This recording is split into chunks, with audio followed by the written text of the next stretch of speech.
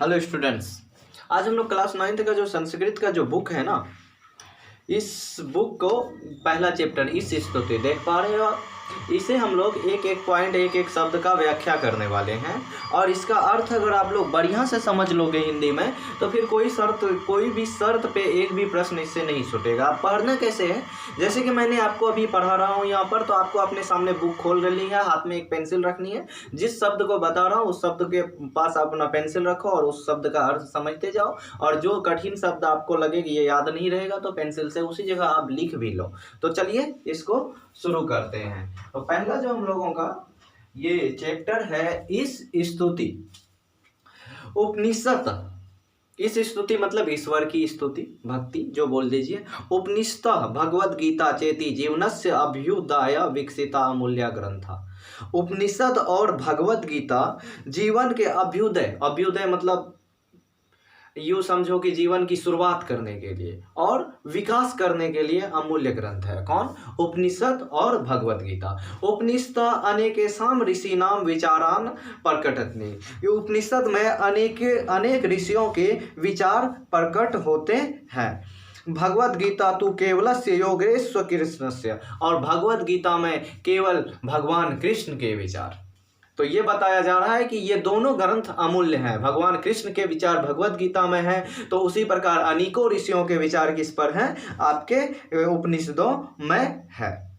उभयामपि परमात्मा सर्वशक्ति संपन्ना दर्शति। दोनों में परमात्मा को ही सर्वशक्ति संपन्न देखा गया है। दोनों में परमात्मा को ही क्या देखा गया है? सर्वशक्ति संपन्न दर्शाया गया है। अस्मिन् पाठे तत्सेव परमेश्वर स्तुति वर्तते। इस पाठ में उसी परमेश्वर का स्तुति दिया गया है। तो इंट्रोडक्शन खत्म हो गया बच्चों। चलिए पहला श्लोक का अर्थ समझते हैं हम लोग। ये जो पहला श्लोक है हम लोगों का, यतो वाच, यतो मतलब जो, वाचो मतलब वाक्य या वचन। यतो वाचो निवृतन्ते अप्राप्य मनसा स। निवृतन्ते मतलब लौट जाता है। जो वाक्य जो विचार लौट जाता है किससे? अप्राप्य मनसा स।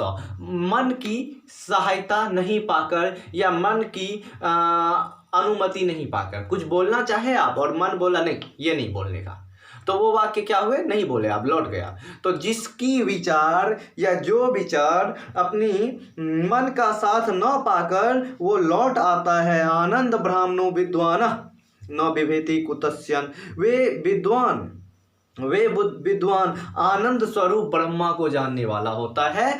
बिभेति कुतस्यन, जो किसी से भी नहीं डरता है।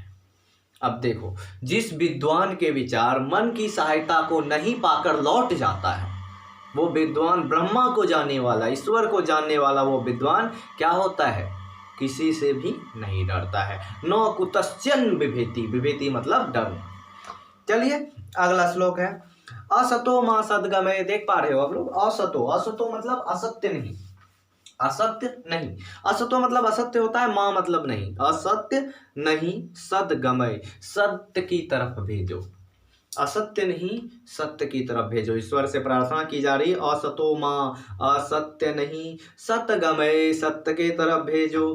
तमसो मां, तमस नहीं, तमस मतलब अंधकार नहीं, ज्योतिर्गमय ज्योति के तरफ भेजो, प्रकाश के तरफ भेजो। असत्य नहीं, सत्य के तरफ भेजो। ज्योति अंधकार नहीं, प्रकाश के तरफ भेजो। मृत्यु नहीं, अमृत के तरफ भेजो। मृत्युर्मामृतम गमय। तो ये आपका दूसरा श्लोक का अर्थ हो गया।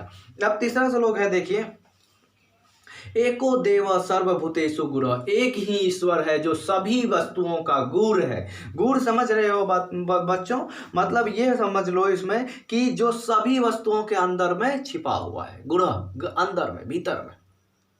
तो एक ही देव है जो मतलब ईश्वर ही है जो सभी वस्तुओं के अंदर छिपा हुआ है। सर्वव्यापी सर्वभूता अंतरात्मा, जो सर्वव्यापी है और सभी जीवों के अंतरात्मा पर स्थित है। सभी भूत मतलब वस्तु होता है, सर्वभूता सभी वस्तुओं के अंतरात्मा पर स्थित है।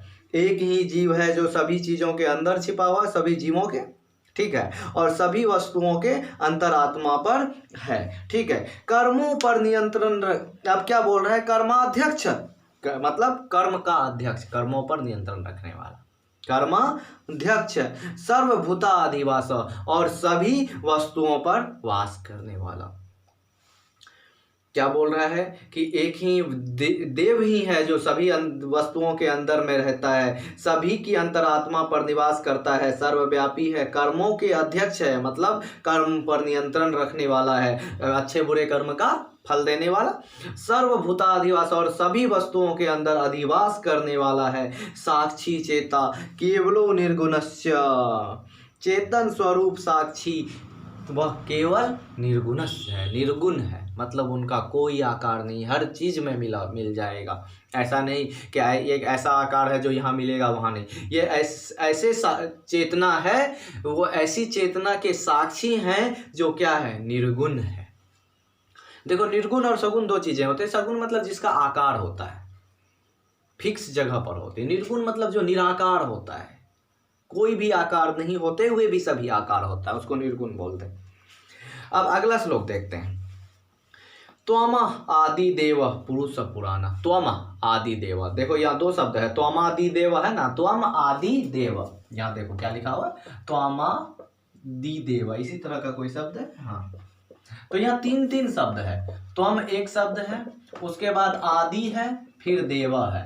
तुम ही आदि देव हो। आदि देव मतलब शुरुआती देवता, शुरुआती पुरुष, मतलब क्या बोल सकते हैं कि तुम ही आदि देव हो, सर्वप्रथम देव हो, पुरातन पुरुष, पुरुष पुराना मतलब सबसे पुराने पुरुष हो, पुरातन पुरुष है। तुम ही आदि देव हो, तुम ही पुरातन पुरुष हो। त्वमस्य विश्वस्य परम निधानम, तुमसे ही विश्व की परम निधान निर्मित है। ये समझो, तुमसे ही विश्व के परम निधान निर्मित क्या है कि तुम ही विश्व के सबसे बड़े निधान हो। विश्व में जितने भी प्रकार के भौतिक या अलौकिक वस्तु है, सबके निधान कौन हो? ईश्वर, तुम ही हो। वेदासी वेदम च परम धामम, वेदों के वेद और सबसे बड़े धाम तुम ही हो। वेदासी वेदम मतलब ज्ञान के भी ज्ञान, और परम धाम, परम धाम किसको बोल सकते हो तुम? ईश्वर बोल लो, स्वर्ग को, मोक्ष को। मोक्ष भी तुम ही हो, और वेद ज्ञानियों के ज्ञानी भी तुम ही हो। त्वाय तत्वम विश्वम अनंत रूपम, तुम ही विश्व के अनंत रूप हो, तुम ही विश्व के अनंत स्वरूप हो। मतलब क्या समझे? जिसका नहीं है कोई अंत, वो अनंत स्वरूप तुम ही हो। चलिए बच्चों, अंतिम श्लोक के बारे में हम लोग जानते हैं। नमः पूर्ष्ठा द पृष्ठ तस्य, नमस्कार करता हूँ तुम्हें आगे से, पुरस्स्थत पृष्ठ तस्य पीछे से भी। कहता है नमस्कार करता हूँ मैं तुम्हें आगे से हे ईश्वर, और पीछे से भी।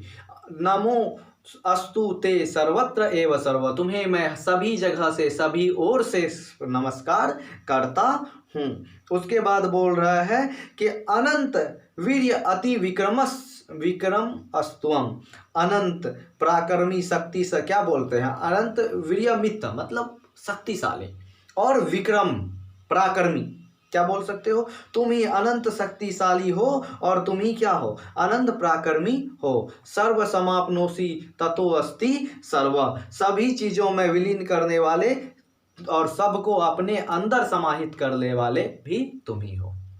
सर्व समापनोसी ततो असि सर्वे, सबको अपने अंदर विलीन करने वाले, और तुम पर सब कुछ विलीन है, ऐसा तुम ही हो। ये पहला चैप्टर था हम लोगों का बच्चों। ये पहला चैप्टर का अर्थ अगर आप लोगों ने समझ गए तो मतलब दोबारा 3 बार 4 बार वीडियो को देखो, अधिक से अधिक लोग बच्चों तक शेयर करो इसको, ताकि सभी को लाभ हो। एग्जाम अचानक आ गई है इस बार, तो सबको फायदा होना ही चाहिए। चलिए दूसरा चैप्टर हम लोग तुरंत पढ़ते हैं, आपको मिल जाएगा वीडियो बहुत जल्दी।